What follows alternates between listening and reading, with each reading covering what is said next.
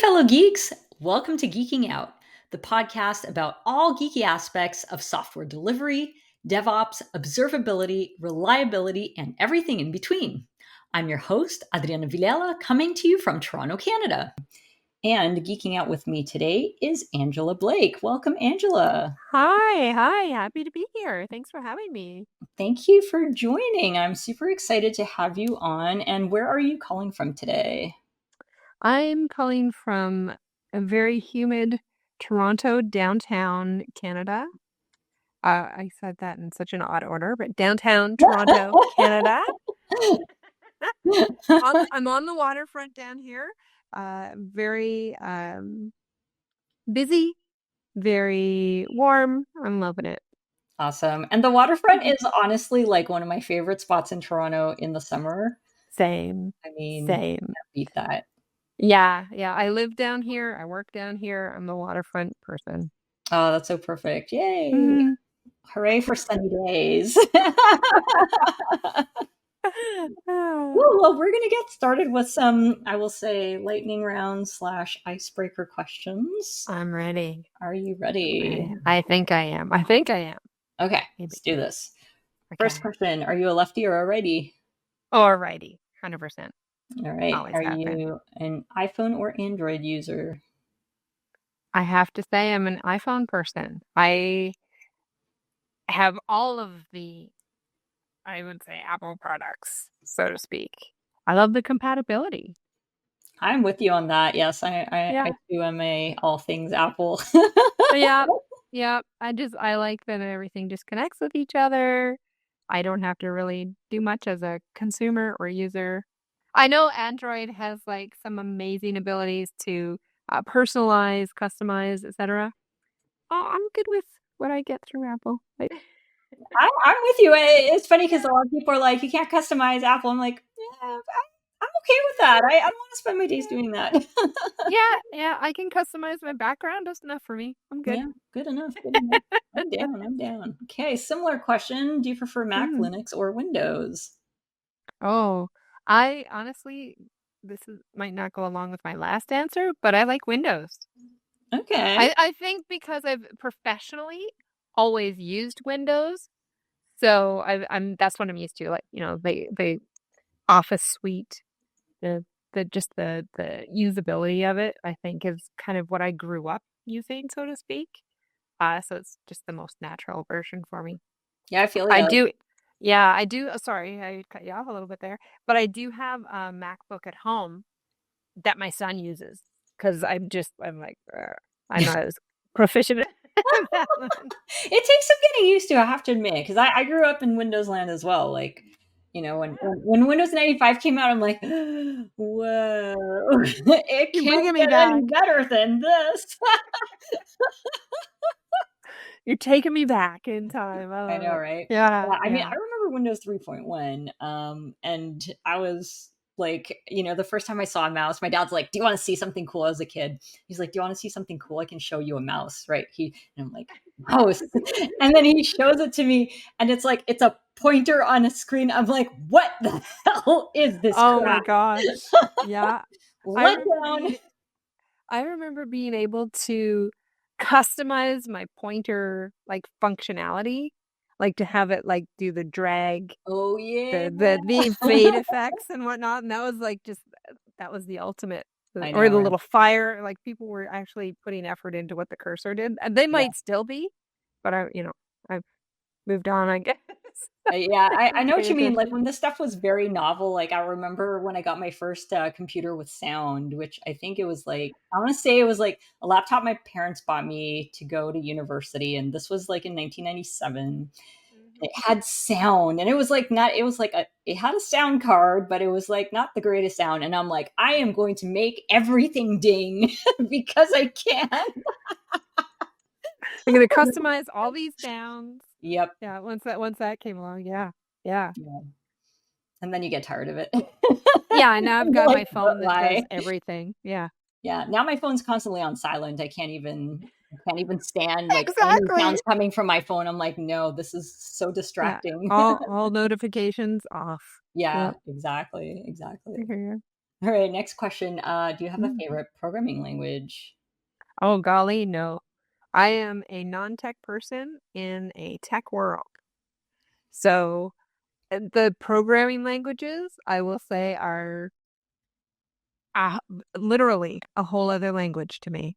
All right, fair enough, fair enough. Hmm. And Hmm. actually, I think that'll be a really cool topic to dig into in our conversation because I think that's a really interesting a really interesting thing to talk about.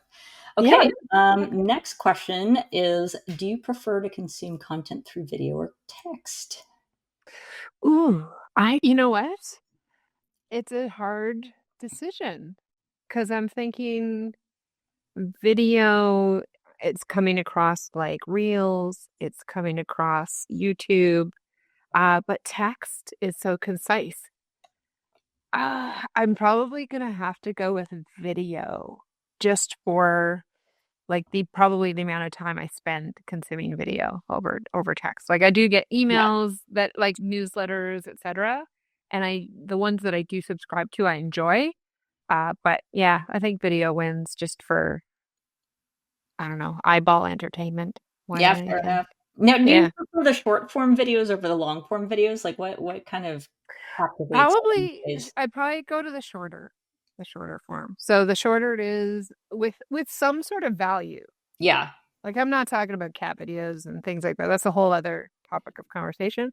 But like if I want to learn something and somebody's created like a short video, I do enjoy the feature in YouTube where they show you like the most commonly viewed section of videos so that you can just oh, jump to the part that you I guess are looking for.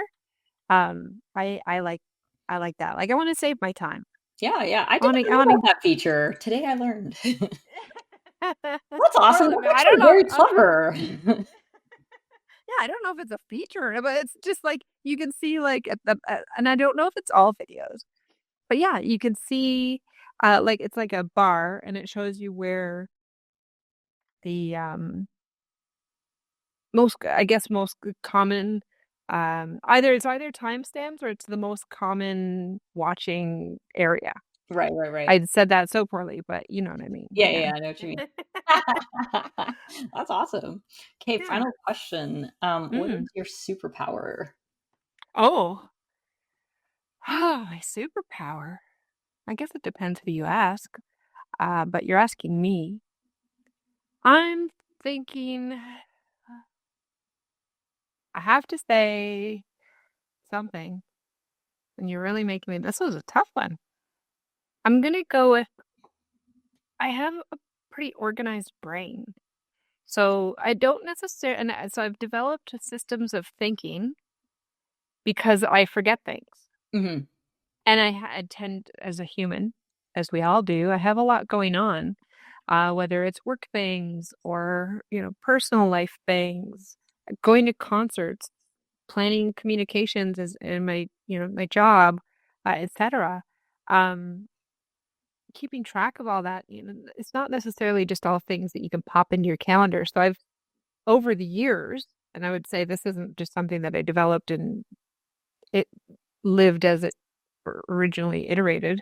Um, I've changed and shifted my systems over the years, but I'm always kind of reorganizing my systems of organization, if That's that makes sense. awesome. That's awesome. So Yeah. you're refining your Yes. system, Thank you. I love the way you put that. mm, Yes, I'm which is a very, refining my like, system. software-oriented mindset, I must say.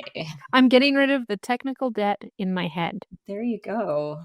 That's so cool. Yeah, and I mean, it's like it's a thing. It's a trait of like personal growth, personal development. As like you learn better ways of doing things, you refine your system. Yeah, yeah, and I love talking to other people about how they organize information. People have written books about it. Like it's fascinating to learn other systems, and then I can use that to apply to my own like little personal systems. That's very cool. It's funny Mm. because I think sometimes like we underestimate how hard it is to be organized because like I don't know about you, but like sometimes I'll come up with a categorization of certain things and I'm like, but this thing can fall into here or here. I don't know what to do. And it causes me Yeah. stress. Yeah. Like, will I be able to find this later? Is basically the premise of Yes. all organization. Like, am I going to know when I need to action this? Am I going to find it when I need it, etc.? Yeah. So Yeah. it can be stressful. Exactly. Yeah. Yeah, especially like I don't know if this happens to you, but for me, I'm like, I'm organizing something. I'm like, of course I'll find it, like I'll remember this. Yeah. And then a week later, I'm like, what was I thinking? Yeah, it's so obvious that it goes here. And yeah, and later on you have to return to like a certain state of mind to figure out what where Yeah, did that was exactly. not that obvious. Yeah. Like it made So, sense yeah. under these circumstances. But can I figure I recently did that with one of those pop sockets that you put on the back of a phone. Oh yeah, 'Cause yeah. I like having those so in my it's not just leaning on my baby finger. My phone, I mean. So I like to have a pop socket, and I got a new phone case, and I wanted to put this pop socket on that I pre-purchased somewhere. I found it on sale somewhere. I was like, "Oh, that's a cute one. I'll buy that and I'll put it somewhere." I haven't found it yet. Oh It's no. somewhere that somewhere that made perfect sense at the time. I will find it probably in a year or so when I'm looking for something else. So Yes. yeah, so just to say, even if it is my superpower, there's always opportunity to refine and become better at Oh yeah, organization. super down for that. Awesome, awesome. Mhm. Well, you've Mhm. survived the questions. Yeah. Woo. Congrats. Okay, so now what I wanted to talk to you about, because you mentioned this earlier on, that you are a non-technical person in a technical world. So Yeah. how did that happen? Ah, it was a surprise to me, actually. No, so I've worked for the same company for almost 30 years now.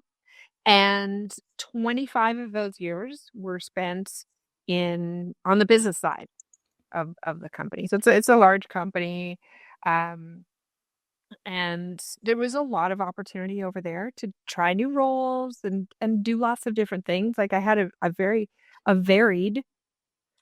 career in on the business side, and I didn't actually have any aspirations to move into the technology side.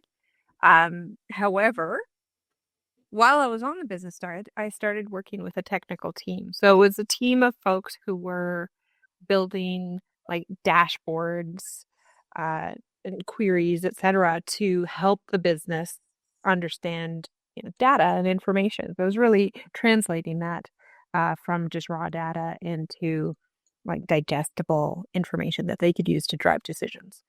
And while I was working with this team, I was learning about Agile, Scrum Mastery, etc. It was my very first introduction to these roles and these methodologies and concepts. And prior to that, I had been doing a lot of project type work. And um, there was a lot of things about the work that I was doing that I kind of questioned. I just thought there's got to be a better way.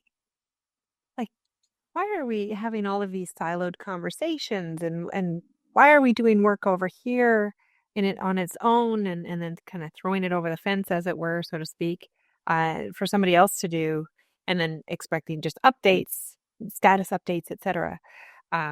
So when I did learn about the existence of this thing that had existed for quite a long time before I ever learned about it, the idea of agility and the principles there and the values there, I was like, oh, so other people thought this too and have come up with ways of working that can help people solve some of these, um, and not necessarily problems, but challenges of just trying to work with other people and trying to work with large groups, etc.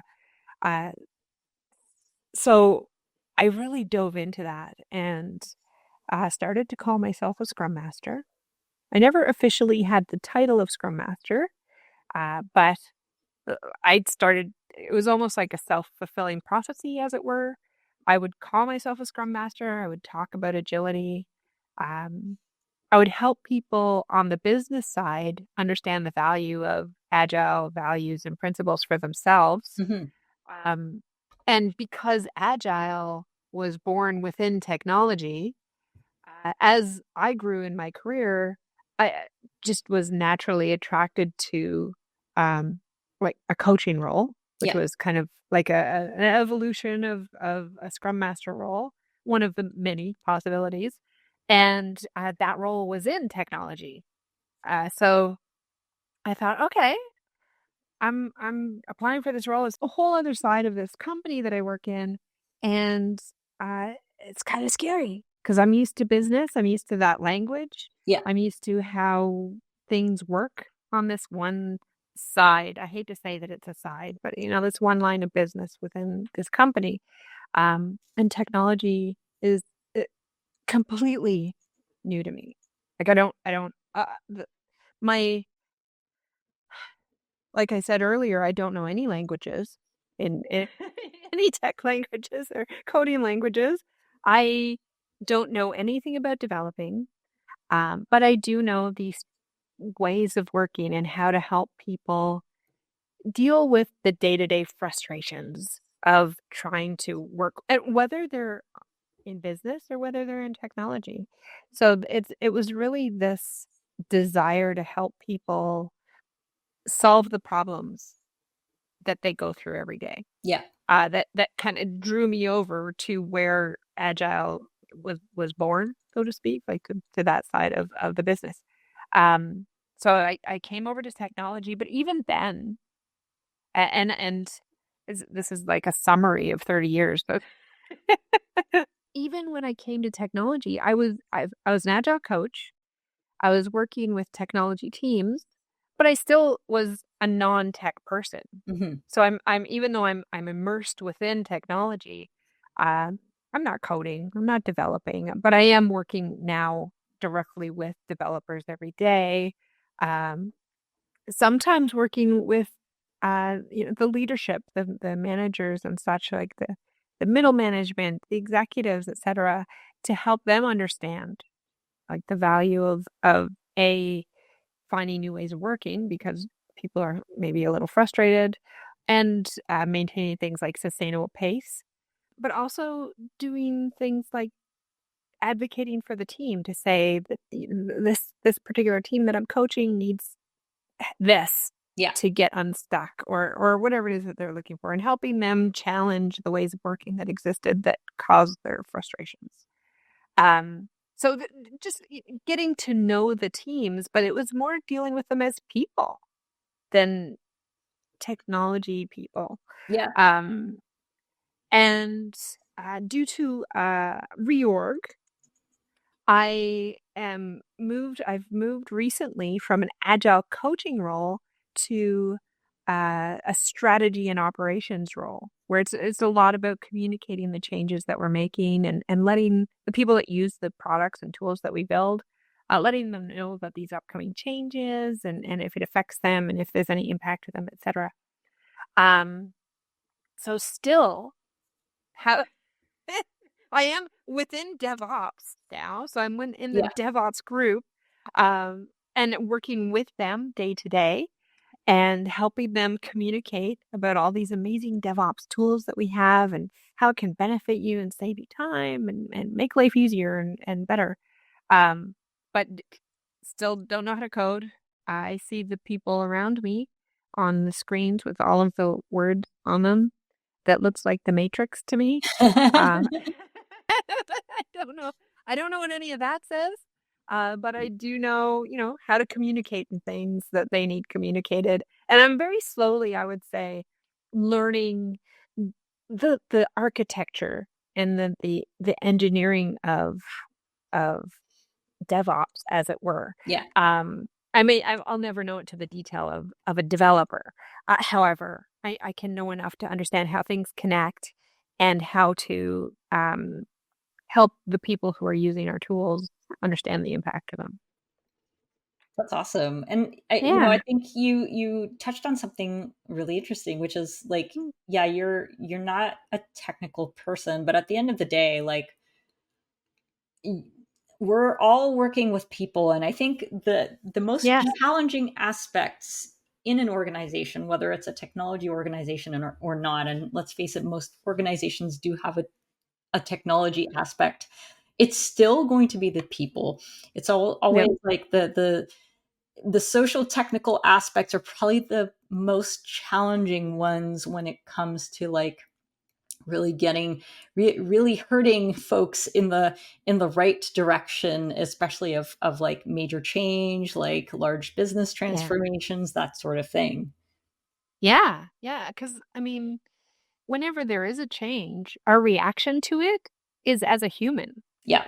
It's not, I'm not reacting to it as a developer or somebody in strategy or a business person. I'm reacting to it as a human and how it affects me in Yes. my day to day, or how I'm might be afraid of how it'll affect me in my day to day, or concerned, or I want to know more Yeah. about how it will affect me. Yeah.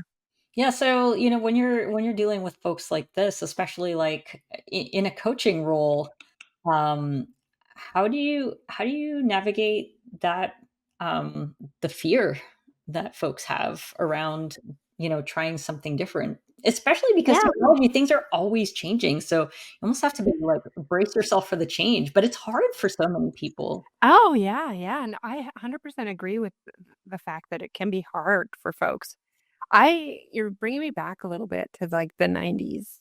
I was thinking about when I first started, my career, and I was, um, working on different projects, and somebody at the time said, "Change is constant." It's the only, there's, like, a common phrase that it's like, "The only thing that doesn't change is change."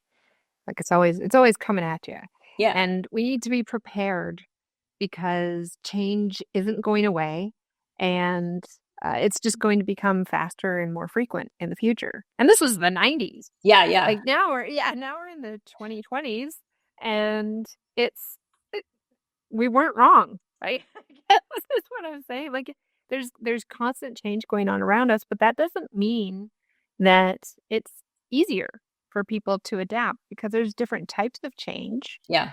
uh, and we're all impacted differently, by any given change. So, uh, a change that affects, say, you might emotionally hit you differently than me. Right? Like, so, Yeah. and it depends entirely on what the change is, how it affects us, how much we know up front when we hear about it. So and your question was about, like, how as a coach I would, help somebody with that, or, talk to somebody about it, or help them think about changing.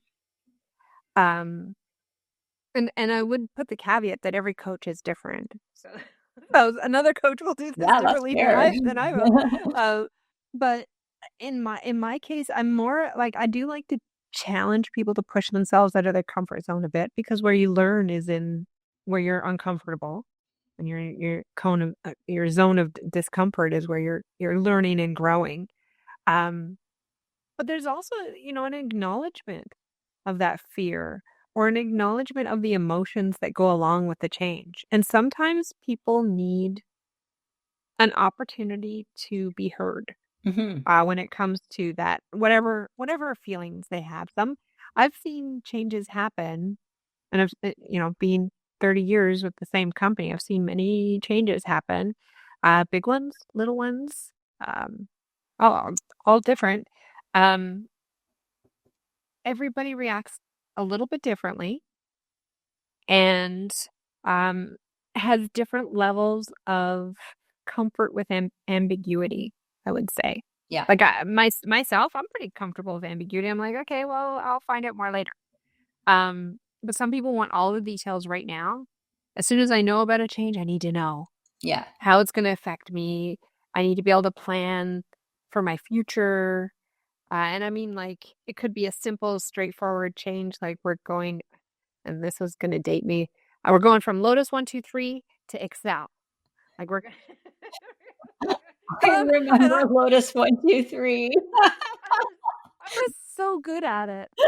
Um, and then I knew all my keyboard shortcuts and everything, and then I had to figure out Excel, and I thought, "Oh my gosh, I'm never gonna figure this Yeah. out." I was highly impacted, and I would even dare say emotional about it Yeah, yeah. for some time, because I was frustrated even when I was even the change had happened. I'm Yeah. using Excel now, and I'm frustrated because I'm not as fast as I once was. My productivity is down, and I, have to recreate things Yeah. in my case, right? So, I mean, that's an oldie but a goodie example. But change is all around us. And as a coach, I'm trying to help people understand that they have the capacity to make changes that will potentially make their life better. Yeah. And I mean their work life. If Yeah. I'm Yeah. life coaching them, maybe their personal life, but but on the changes that they're making are experiments that could potentially alleviate from some of their frustrations.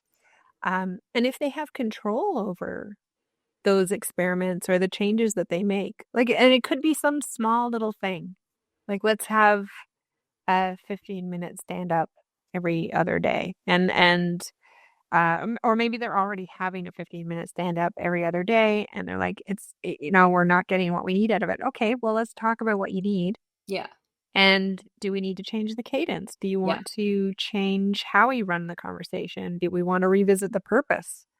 Um, as just examples. Yeah. Um, so I think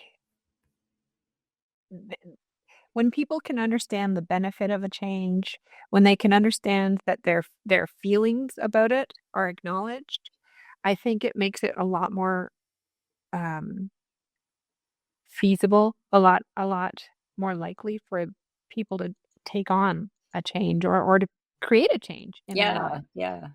Yeah. Yeah, that makes so much sense, and it's it makes me think back to all the times that I've experienced change or been in an organization that did a large change, and like I remember like being in an organization where we switched from Google Mail to Outlook, and it was so frustrating, right? And because it's like the Lotus 1 2 3 example to Excel. You're used to working a certain way, and then now all of a sudden, like your workflow changes, but you know being explained like hearing from folks like, okay, this is the reason for the change, and it's like, well, it does make logical sense, like Yeah. I might have my feelings around what tool I prefer, but like in terms of standardization within an organization, it makes a lot of sense. So you almost like, I don't know, logic kind of wins out on that.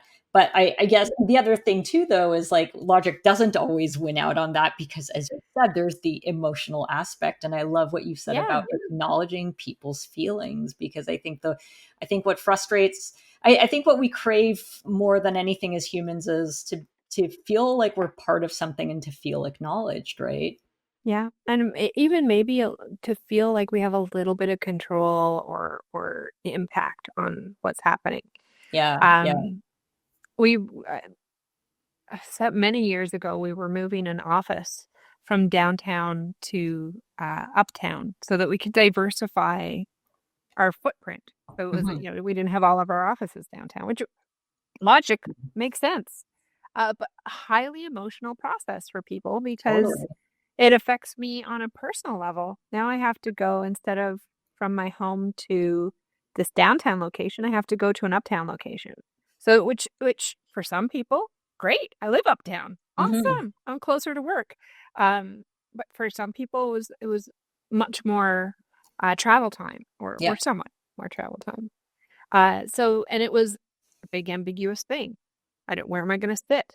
What's it gonna be like there? Where Yes. like my morning routine, where am I gonna get my coffee? Yes. So I was part of a project that was helping some of these folks move, and it was just about we had roundtables where they could talk about their feelings and ask their questions. So we which we you because emotions are data. So when they would tell us that they're scared of what's going on, or they're frustrated, or that they're going to be farther away and they're mad, that's data that we can use to help us address some of their concerns. Yeah. You're afraid of the ambiguity? Okay, well, here's a sample of what the chairs are going to be like, and this is the material we're using on them, and here's a floor plan. This is where you're going to sit. We did like little videos, like a little tour video of here's how you get to the local Tim Hortons or Yeah. Starbucks or whatever it was. Yeah. Like, so Yeah. it's like your morning routine. You can see what it's going to be like. Just trying to, these were all addressing the concerns that Yeah. they were raising. Um, but the end, I think more valuable was the opportunity that they had to just say what they Yeah. wanted to say, Yeah. like to Yeah. be heard. Yeah. Yeah. That's so great. And yeah, Yeah. I mean, and it shows that like there's thoughtfulness on your part, because I think that's what people really hate, is like to be told. It's like, I was involved in a few like transformation projects, and early in my career, like, I was like, so had this mentality of like, I'm always right. And therefore like what everyone else is doing is crap. And so, you come in and say, what you're doing is crap. And you're basically saying they have an ugly baby. Nobody wants to be told they have an ugly No, baby. that's right. That's right. So, yeah, like being gentle Yeah. about it. Yeah, and I mean, there's always going to be changes that are thrust upon us, so to speak, like that we don't have any say in, and we don't have any leverage or impact on. Like we do, it's just outside of our sphere of influence. Um, but there's always choices that we can make as far as how we let it impact us, how we react to it. And as the people who are creating change and thrusting it upon others, so to speak, we have the opportunity to communicate with people in a different way, like to give them an avenue to share their thoughts or to ask questions or to have maybe a little control somewhere. But it's making me think of when my son was just little and I would give him choices like, what do you want to have for dinner? But I wasn't asking a 3-year-old, what do you want to have for dinner? Yeah. I was asking, do you want to have chicken nuggets or do you want to have, I don't know, mashed potatoes? I'm just making something up Yeah. here. I Yeah. can't think of something I was feeding him when he was 3, but so I just give him like, it wasn't the illusion of a choice. He did have a Yeah. choice, but it was limited. I'm not Yeah. going to give you the options of everything. Um, I'll give you the options of the things I'm willing to make tonight. And Yeah. that's Yeah. So it's like guardrails, basically. yeah, Yeah. yeah, yeah. Yeah. That's so But great. it gives that feeling of, oh, I have a little bit of control here. Yeah, yeah. Yeah, I think that's so Mhm. awesome. And I want to go back to something that you mentioned as an agile coach, where Mhm. the idea of like getting the feedback from the folks that you were coaching, even on the frequency of like the stand-ups and making tweaks Yeah. to the agile process. Because I think, like, for me personally, like, I love the idea of agile. I like the agility of agile, but I've always had a bit of a beef with the fact that agile is so like encrusted in ceremony that it's almost to the point where it's stifling. And I think I think originally it was supposed to be meant as guidelines, and then it just became like very stringent. And Scrum is um, very like strict with the ceremonies. But hearing what Mhm. you were saying, which is like I think embracing the agility, the lowercase agile of agile. Absolutely. Yeah. I love what you said, encrusted. Because it does feel that way. And I absolutely agree with you on how agile methodologies can can sometimes in some scenarios are, and I would say maybe a lot of its areas are used as like rule books and not as here's a tool that you can use to help you. Somebody came up with some ideas that make them more agile. Instead of that, they say, thou shalt do this thing now, thou shalt scrum or Yeah, Kanban or whatever it is. And so it instantly turns people off and they don't even learn about the values or the principles of agile, which are where like the really good stuff is. Like if yeah, I'm just trying to like figure out ways to work at a sustainable pace, oh, how many people have I talked to that, are frustrated with taking on too many projects or too much work? Um, it's a lot. yeah. So Yeah, like if I get to the values and the principles of agile, like to your point of the small a agile, like just being agile, like Kanban and Scrum, they don't matter. They're just systems that should be helping us, and not be used as I guess, a ruler. or what, I don't know, a rule book. Yeah, because they Yeah, are. totally. They're encrusted in ways. Yeah, and then it defeats the whole purpose of what you're trying to accomplish in the Yeah. first place. Yeah, because then people don't feel like they have a space to experiment and try new things and have conversations with each other about, hey, what should we try next? Because they're Yeah. busy, meeting all of these little tick boxes of what they're considering to be agile or scrum or Kanban. Yeah. Yeah, totally, totally. Now switching over, now that you're on the other, or I don't want to call it the other side, but now that you've moved into the DevOps world, because I mean, DevOps and Agile, like I see them as like they're so intertwined because you can't Yeah. have the agility that you want with Agile without DevOps because you need to have those fast feedback loops from DevOps. So how does that Yeah. for you going like from moving from like the Agile world to the DevOps world? Hmm. How did that translate for you? What were some of the similarities, some of I the th- differences? I think I better understand now, um, like CI/CD, like the benefits of CI/CD, continuous integration, continuous development, um, and better understand just like the value of things like automation tools, even like going to the degree of talking about like AI and large learning models. Um, I honestly, as a coach coming from the business side, as a scrum master on the business side, I probably didn't understand the benefit of those things as well as I could have. Yeah.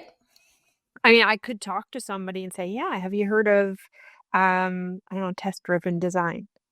And speak to it, and I could talk to it, but didn't really truly understand it. I will openly admit, um, until seeing it live, seeing it working within DevOps. So Yeah. yeah, yeah, yeah, And that's the magic too. I think for me, like, it's as you said, you like read about it, hear about it, whatever, and then you see it and you're like, yeah, what?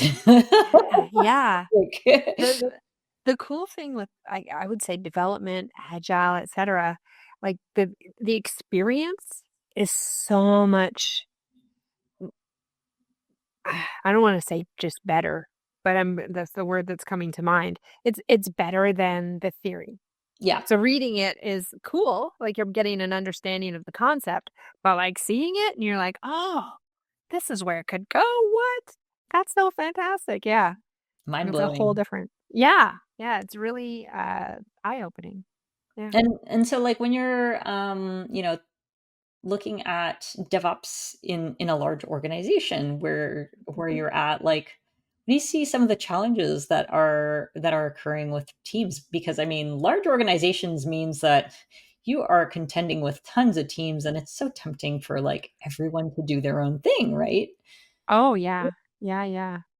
And we do see like I mean, because we're a large organization, we do see folks that they're not yet using DevOps. So we're still in the process of adopting. So we're really trying to help people understand the benefit and help them understand, like, hey, come on over. The water's fine. It's great over here. Like you're gonna like it. I would promise you. Um, I mean, and it does come with challenges because you're centralizing things. It's standardized in some ways because you're using like these specific tools. But I'd like to say, like, I feel like, and I'm saying this as a non-tech person in a tech world, of course, um, that there's lots of options. It's not like we just have one tool that does this specific thing. We have multiple. Yeah. You do have options within DevOps. So I find it interesting to think about the folks who have not yet adopted DevOps and the challenges that they're going through and what makes them feel as though, and it goes back to the humanity and the Yeah. emotions, right? Of why aren't they using DevOps yet? Is it because they feel that, are they afraid of it? Are they concerned about the amount of time it would take them to reimagine the way that they work so that they're using it?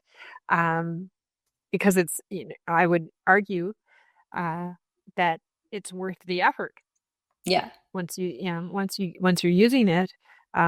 You're spending so much less time on things that you're spending time on now. Yeah, Like things absolutely. are automated, et cetera. Yeah, and there's somebody else taking care of the background of things. You can just focus on, building features and updating them, et cetera. Exactly. Sit back, relax, enjoy the show. We'll take care of Yeah. you. Yeah, we'll take care of all the background stuff. Yeah. That's awesome. Well, I could stay on this topic forever, but I do want to talk about one other thing. I know one of the things that you mentioned that you wanted to talk about was the idea of protecting your energy, which I think, Oh, yeah, yeah. yeah, sounds awesome. And if you could elaborate on that a little bit. Yeah. So, and this is again back to just being a human being.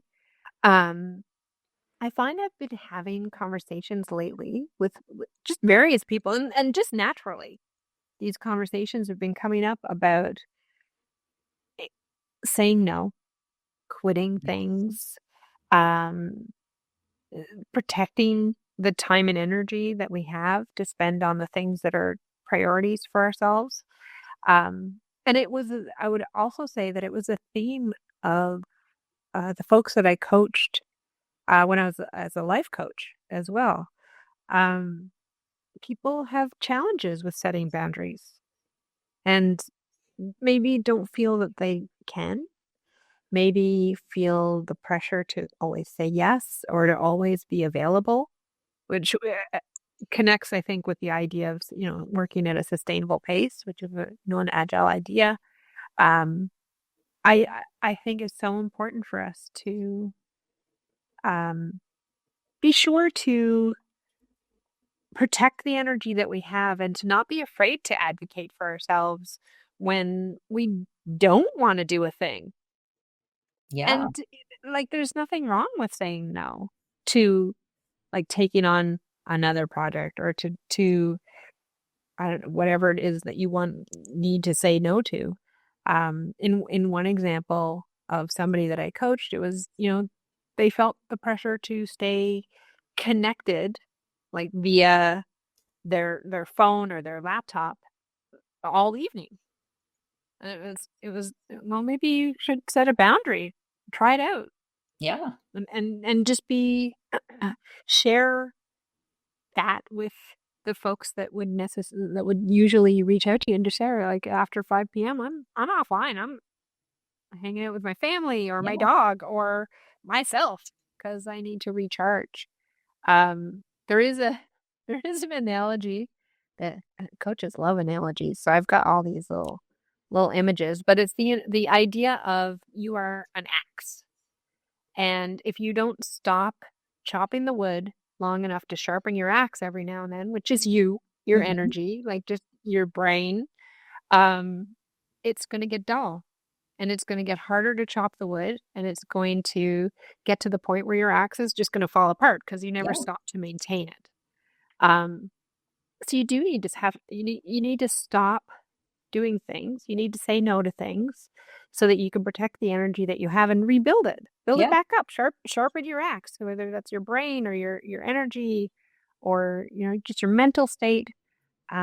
You need that time for yourself because you are a human being. Yeah. Yeah, that's so great. I love that, and I think that's such a great analogy, and it's I mean, it's so hard to say no, and especially, like, Yes. also, like, I do feel like the more seen you are in your career, the more people will ask you to do stuff, and then you're like, "Oh my god, they appreciate the work that I'm doing," but then that means that you're getting, like, all these ridiculous not ridiculous, but, like, Yeah. you're getting all sorts of requests, and it's Yeah. like, "Oh my god, I don't wanna let this person down," but you end up letting you down if you take on too much, right? Yeah. And you could end up letting them down just in the future. Like it's Yeah, just, you say yes to something that you really just don't have time for yeah, and you could just be letting them down further along. yeah, Um, and there's also nothing wrong with not right now. Like yeah, instead of no, if it's something that you really want to do, like it's a yeah, really cool idea or opportunity, you can say, I'm really busy right now, but can we touch base on this, I don't know, next week or next month or whatever works for your scenario. yeah, Because I think we forget about that option of totally. just sharing like I'm really busy right now, but I do want to do this. Yeah. Um, can we touch base on it later? Yeah. I'm, you have to just like remind people. Yeah, you're just merely advocating for yourself in some small way, and it opens a conversation. Exactly. It's that simple, yeah. Awesome. Well, we are coming up on time. So, before we part ways, I was wondering if you had any words of wisdom or hot takes that you would like to share with folks. I think, not necessarily a hot take, but just like the advice that I give just about anybody these days is to trust in your gut, trust in yourself. Like, listen to that inner voice that you have going on and, you know, try the thing. Like, Yeah. if your inner voice is telling you you're maybe taking on too much, maybe say no to some stuff. Or if it wants to try karaoke, go check it out. Like, just trust what's going on inside of you and, feed that, feed that. Awesome. I love that so much. Well, thank you so much, Angela, for geeking out with Oh, me today. it's a pleasure. It was so much fun. And y'all don't forget to subscribe and be sure to check out the show notes for additional resources and to connect with us and our guests on social media. Until next time, Peace out and geek out. Geeking Out is hosted and produced by me, Adriana Vilela. I also compose and perform the theme music on my trusty clarinet. Geeking Out is also produced by my daughter, Hannah Maxwell, who incidentally designed all of the cool graphics. Be sure to follow us on all the socials by going to bento.me/geekingout.